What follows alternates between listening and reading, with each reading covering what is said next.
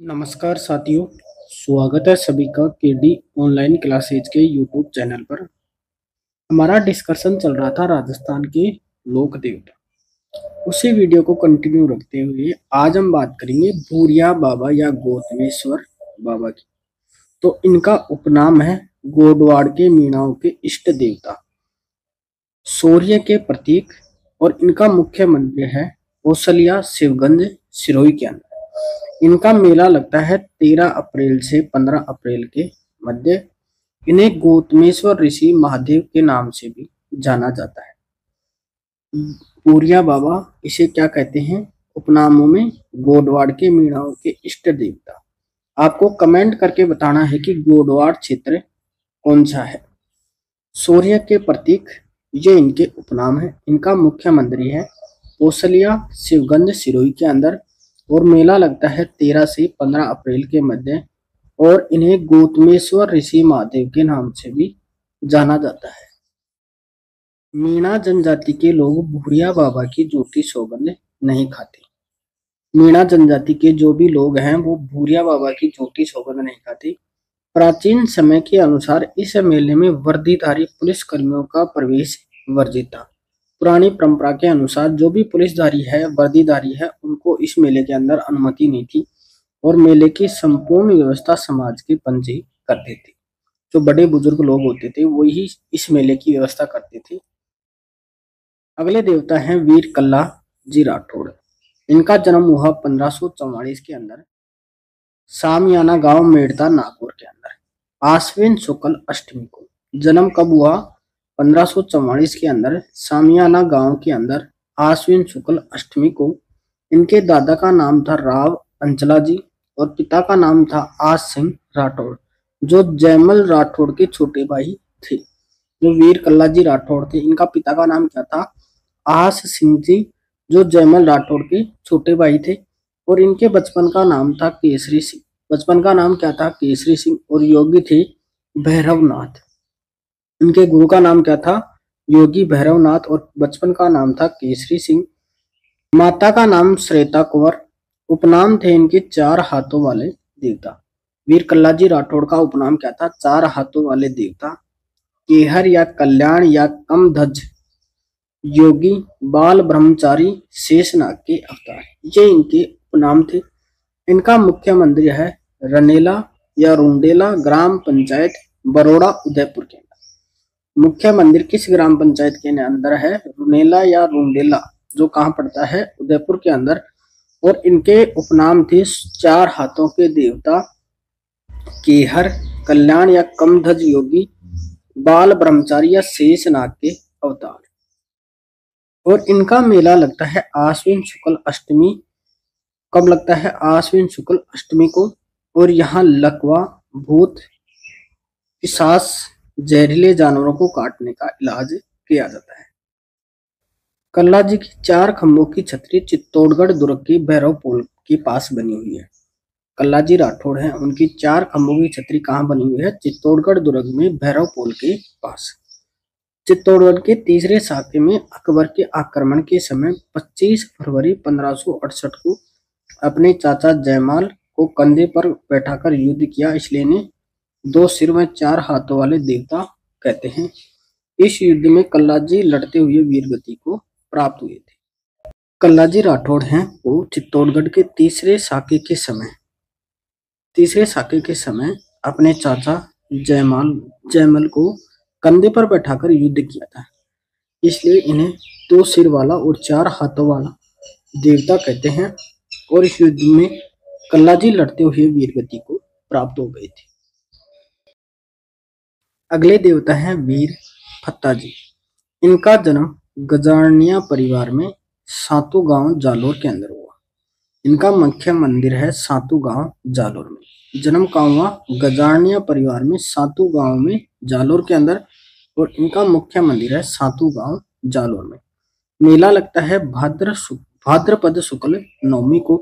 और इनका थान बबुल के वृक्ष के नीचे होता है।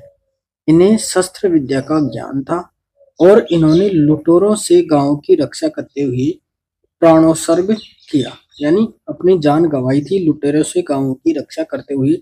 और इन्हें क्या कहा जाता है? शस्त्र विद्या के ज्ञानी।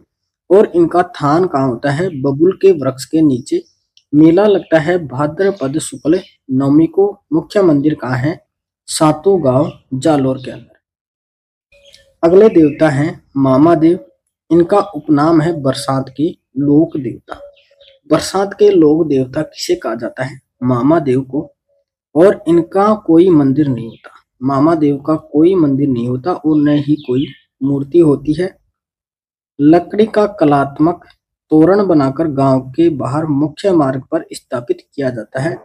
इसे प्रसन्न करने के लिए भैंसे की बलि दी जाती है। मामा देव को प्रसन्न करने के लिए भैंसे की बलि दी जाती है और इनकी कोई मूर्ति नहीं होती। जो गांव का मुख्य मार्ग होता है उसके ऊपर लकड़ी की कलात्मक या तोरण बनाकर गांव के मुख्य मार्ग पर स्थापित की जाती है। अगले देवता हैं वीर पनराज जी। इनका जन्म हुआ नवागांव जैसलमेर में भाटी राजपूत परिवार के अंदर। वीर पनराज जी, इनका जन्म कहाँ हुआ? नवागांव जैसलमेर के अंदर भाटी राजपूत परिवार के अंदर। इनका मुख्य मंदिर है पनराजसर गांव जैसलमेर के अंदर। मेला लगता है भाद्रपद शुक्ल दशमी में माघ शुक्ल दशमी को। पनराज जी का मेला कब लगता है? भाद्रपद शुक्ल दशमी और माघ शुक्ल दशमी को। और इनका मुख्य मंदिर कहाँ है? पनराजसर गांव जैसलमेर के अंदर। इनका मंदिर बिना छत के केवल चबूतरे का बना होता है। जो इनका मुख्य मंदिर होता है वो बिना छत के केवल चबूतरा बना होता है। यह कोठाड़ी गांव जैसलमेर के ब्राह्मण परिवारों की गायों को मुस्लिम लुटेरों से बचाते हुए वीरगति को प्राप्त हुए थे।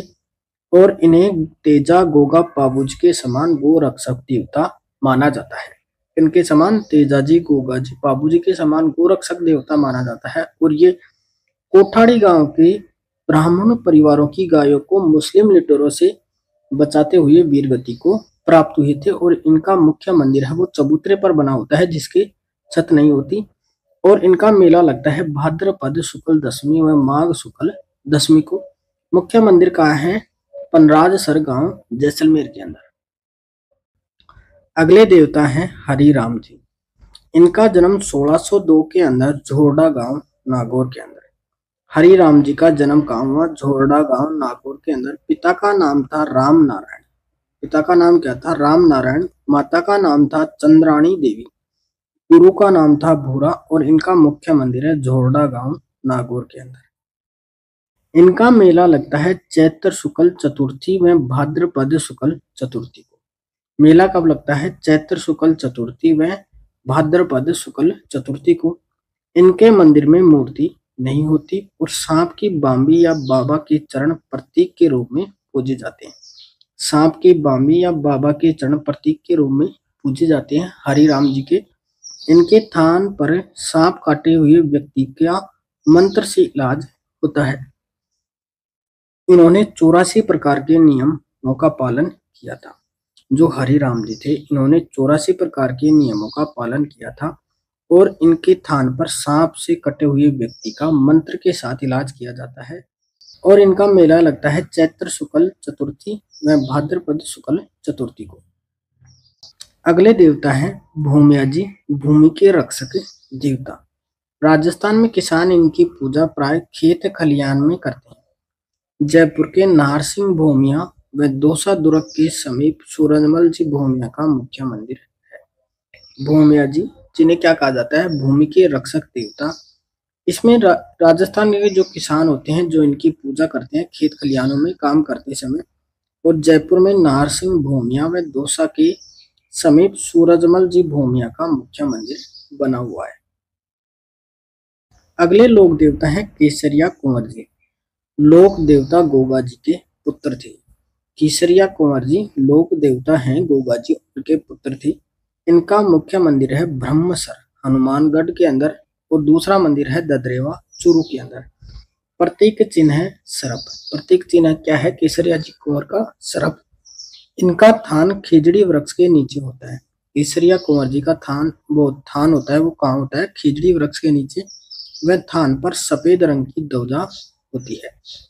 इनके थान पर भोपा सर्प दंश से पीड़ित व्यक्ति का इलाज मुंह से जहर चूस कर करते हैं। जो सांप सर्पदंश से पीड़ित व्यक्ति होता है उसका इलाज किया जाता है मुंह से जहर चूस कर। अगले देवता हैं बाबा झुंझार जी।